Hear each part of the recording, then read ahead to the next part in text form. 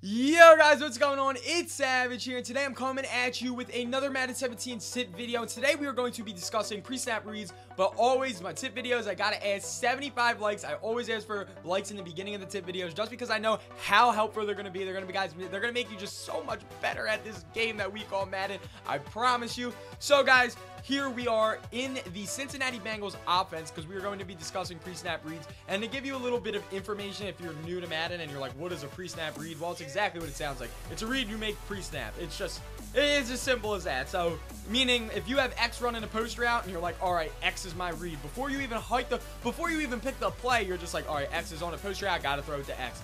That's pretty much what you're going to be doing. You're going to be putting blinders on all the other receivers, and you're just going to be like, X is my guy, X is who I want to throw to. But then you could always get trapped. They could be playing man coverage and have a zone over there as well. And then next thing you know, X is double covered, triple covered, quadruple covered. And then what? Then your blinders are on and you're like, oh my god, I'm panicking. You either force the ball to X and you get intercepted, or it's an incompletion if it's like a crucial play, or you hold on to the ball too long because you're not paying attention to your other reads and you get sacked for maybe a fumble. You may just lose a lot of yards. You never want to do that to yourself. You always want to have a pre-snap read, but well, not always, but you'll see what I mean in the demonstration. You always want to have that pre-snap read, but you always want to have a check down or two. You'll see what good old Sav, I promise, that you can kind of go to. So this is kind of like how to make quick reads, but also how to make smart reads, but also how to have a pre-snap read. So it's going to be like the whole entire kit and caboodle when it comes to making your reads. That's what you want. And here we are, like I said, Cincinnati Bengals offensive book, and we're going to be hopping into Gun Bunch week. We're actually going to put in Big Ben, obviously, because I don't want Landry Jones to be affecting anything. And we're going to be running mesh posts because this is going to be my first play that I'm going to show you on how you have checkdowns, how you have a pre-snap, how you have like all these beautiful things all at the same time. So this is my favorite play if it's like 3rd and 10. So let's just say I need to get to the 20-yard line and he's like been like kind of locking me up and stuff. Well, this is all I would do for this play is I block my running back, I streak my tight end, and now just look at the play art. So I have a drag from square, Antonio Brown. I have a drag from Marcus Wheaton, who's X. I have R1 flooding the seam, and I have circle going running a post. So circle is my pre-snap read for all the yards because I know circle is running a deep route that is going to be able to pick up more than 10 yards, more than the yards that I need for the first down, because like I said, let's just say this is 3rd and 10 in the example. So I know circle's going to be running more than 10 yards. He has a seam flutter to glitch out anything in the middle of the zone. And we have not one drag route, but two, just in case circle isn't there when we need him to be. So I'm going to hike the ball, I'm going to go through my reads, see R1 gets taken, and there is our pre-snap read right to circle. I'm going to show you that in the instant replay now of exactly why this works so effectively.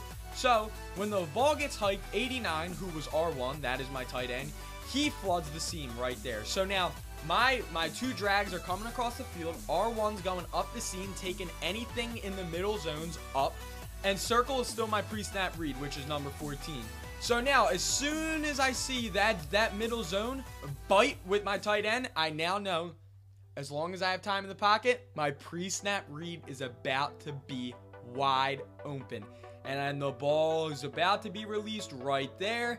And money. Just like that, as you can see, we possession catch, and we got down to the 11, so we picked up about 19 yards. Now, why is that so effective?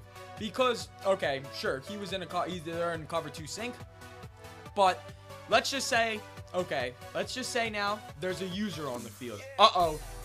He's got a deadly user. What do you do now? Let's see what happens if our circle, obviously there is no user, let's just see what happens if circle was actually being usered. So now, okay, R1 floods the seam. They're user in circle. Look at the route that I have right there. Antonio Brown picking up about 8 on the check down. I'm going to show you that in the instant replay that, yeah, sure, he was being tailed, but it doesn't matter. I know that my receiver is in front of him, and I know I can lead the ball. So, of course, this is obviously a hypothetical. I'm just saying, okay, my pre-snap read is taken up. What do I do? What do I do? If he's covering circle, we're just pretending that he's usering it. But in reality, there obviously is no user. I just throw it to one of my checkdowns right there, and bang, bang. So now let's just say we're versing one of the better players in the game who's really, really good at usering. And let's just say he manages to use their circle and Antonio Brown coming across the field. So, okay, let me look. Uh-oh, he's taking him. He took my one check down. But look who I got right over here for a pickup of 8 yards. My other check down. These are all pre-snap adjustments that you as a player need to be aware of. Never, ever just say, okay, I'm a pre-snap read player. All my plays are based off one route on one, or all my plays are based off of a single route on all of the plays I call. When in reality, you can have one route on a single play, but make sure you have those checkdowns. Make sure you're ready. Make sure. I'm going to show you another thing that you can do to make this even better. Rather than streak R1, what if we streak X? Let's see what happens if we streak X. We now have R1 in a flat and square in a drag. Let's see if it's the exact same concept. Now look at that. We actually managed to get behind them because now there is no seam flutter. That is actually not what you want to do. You always want to make sure that when you're calling these kind of glitchy pre-snap reads, to have somebody flooding up that seam, like R1. R1 is that seam guy. You never want to try to switch anything up, see if you can get a little glitchy with it, because it's really not worth it. When you have something so simple, why mess it up? If it ain't broke, don't fix it. This ain't broke. I'm not fixing it. I got 2 checkdowns. I got a pre-snap. I got a seam flood. All I need. Gonna hike the ball. Uh-oh. He's user and square and circle. Guess what? I got X. I got X to rat catch that. I'm a hurdle people, bro. I don't care. You just gotta play smart. You gotta use your brain a little bit. You gotta realize, okay, if you want circle that bad, are you willing to throw it at a user? Are you willing to throw it into coverage? Try to eliminate that coverage. Try to pick on the user. That's what the 2 drag routes are for, because he's gonna see that circle get on the post route. He might bite on that, but then he's going to be like, oh my god, there's 2 drag routes. The CPU ain't going to be able to cover that well.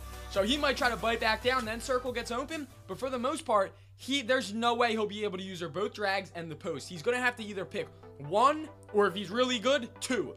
But there's going to be a route open, either one of the drags or the post. So for the most part, you're just going to be able to sit here and you're just going to be able to dot your opponent up the whole entire game. Now, obviously, I don't spam this play.